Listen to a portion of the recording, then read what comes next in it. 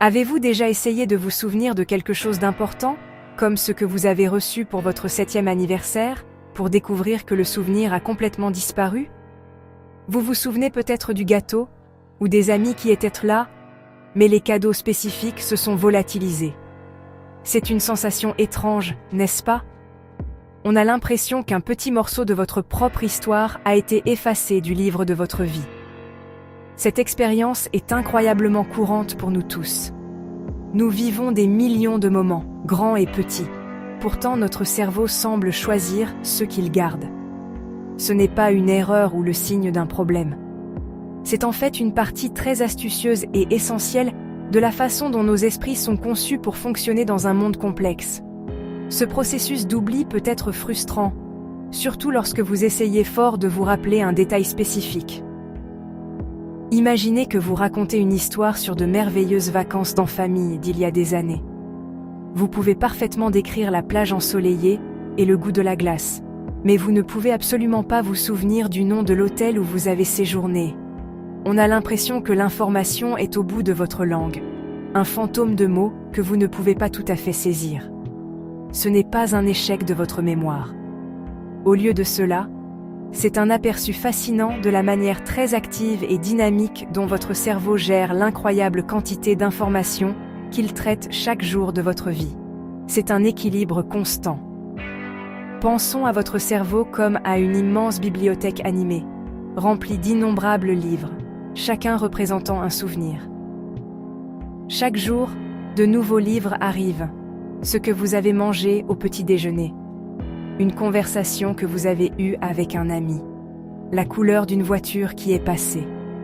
Si le bibliothécaire gardait chaque livre, chaque brochure et chaque petite note, la bibliothèque deviendrait rapidement un fouillis accablant et encombré. Il serait impossible de trouver les livres vraiment importants, ceux qui racontent les grandes histoires de votre vie. Donc, le bibliothécaire a un travail très important. Trier, organiser et parfois retirer les livres qui ne sont plus nécessaires pour faire de la place à de nouveaux, plus pertinents. C'est précisément ce que fait votre cerveau. Ce n'est pas un conteneur de stockage passif où les souvenirs sont simplement placés sur une étagère pour prendre la poussière. Votre cerveau est un gestionnaire actif, travaillant constamment en coulisses pour maintenir votre espace mental organisé et efficace. L'oubli n'est pas un bug dans le système, c'est une fonctionnalité. C'est un processus naturel et nécessaire qui vous permet de naviguer dans votre vie sans être submergé par un flux interminable de détails triviaux. Comprendre ce processus peut nous aider à apprécier l'incroyable travail que fait notre cerveau, même lorsqu'il décide de laisser partir le souvenir de ce cadeau d'anniversaire de notre enfance, longtemps oublié. Il fait de la place pour les souvenirs d'aujourd'hui. Pour comprendre pourquoi nous oublions, nous devons d'abord comprendre comment nous nous souvenons. Pensez à la création d'un souvenir comme un processus en 3 étapes, un peu comme écrire et stocker un livre dans notre analogie de bibliothèque. La première étape est appelée l'encodage. C'est lorsque votre cerveau remarque quelque chose pour la première fois et le traduit dans un langage qu'il peut comprendre et stocker. Lorsque vous rencontrez quelqu'un de nouveau et apprenez son nom, votre cerveau encode cette information. Il fait attention au son du nom, au visage de la personne et au contexte de la rencontre. Plus l'impression initiale est forte, par exemple, si la personne a un nom très inhabituel ou si vous avez une réaction très émotionnelle, meilleur sera l'encodage. Une fois l'information encodée, l'étape suivante est le stockage. C'est comme placer le livre nouvellement écrit sur une étagère dans la vaste bibliothèque du cerveau. Ce n'est pas un seul endroit cependant. Les souvenirs ne sont pas stockés à un seul endroit. Au lieu de cela, ils sont distribués dans différentes zones du cerveau. La partie visuelle d'un souvenir, comme la couleur de la chemise d'un ami, est stockée dans le cortex visuel, tandis que le sentiment émotionnel qui y est associé peut être lié à une région appelée l'amygdale. L'hippocampe, une partie du cerveau en forme d'hippocampe, agit comme une sorte d'index ou de catalogue de fiches, aidant à relier toutes ces pièces éparses pour former un souvenir cohérent.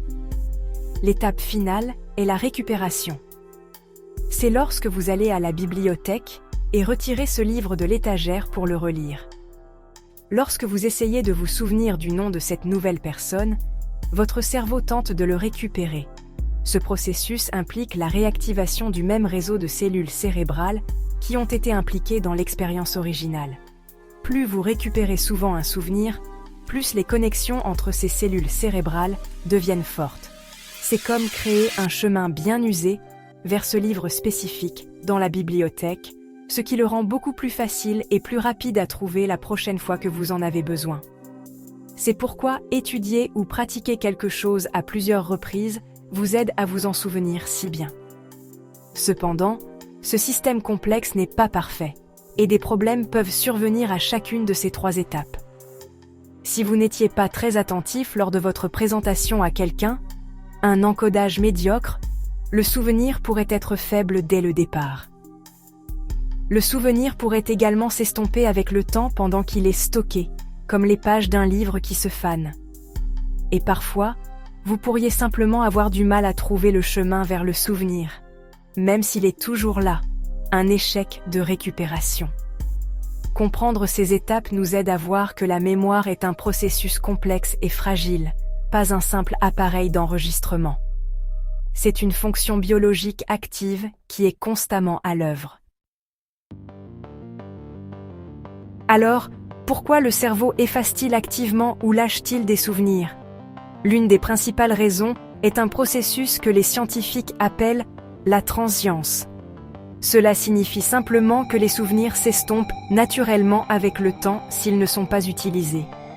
C'est le principe « on l'utilise ou on le perd » appliqué à votre cerveau.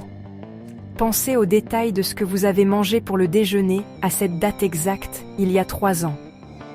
Il est fort probable que vous ne vous en souveniez pas, car cette information n'était probablement pas assez importante pour que votre cerveau la revisite. Les voies neuronales qui ont formé ce souvenir étaient faibles et, sans être renforcées par la récupération, elles se sont progressivement affaiblies et ont disparu.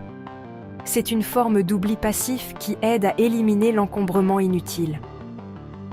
Une autre raison fascinante pour laquelle nous oublions est due à l'interférence. Parfois, de nouveaux souvenirs gênent les anciens, ou les anciens souvenirs rendent difficile la formation de nouveaux.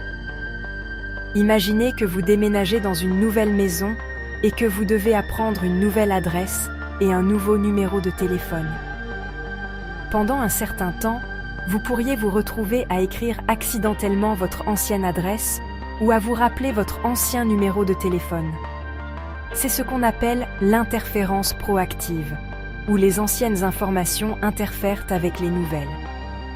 L'inverse peut également se produire, l'interférence rétroactive, où l'apprentissage du nouveau numéro rend plus difficile de se souvenir de l'ancien. Votre cerveau essaie de mettre à jour ses fichiers, et parfois les anciennes et les nouvelles versions se mélangent dans le processus. Le cerveau effectue également une forme de nettoyage plus active, essentielle à notre capacité d'apprendre et de nous adapter. Ce processus implique d'affaiblir les connexions entre les neurones qui font partie d'un souvenir moins important ou obsolète.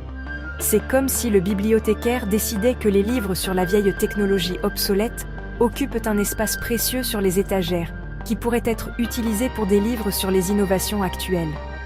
L'oubli, dans ce sens, n'est pas un échec, mais un mécanisme crucial pour rendre notre système de mémoire plus efficace et pertinent pour nos vies actuelles.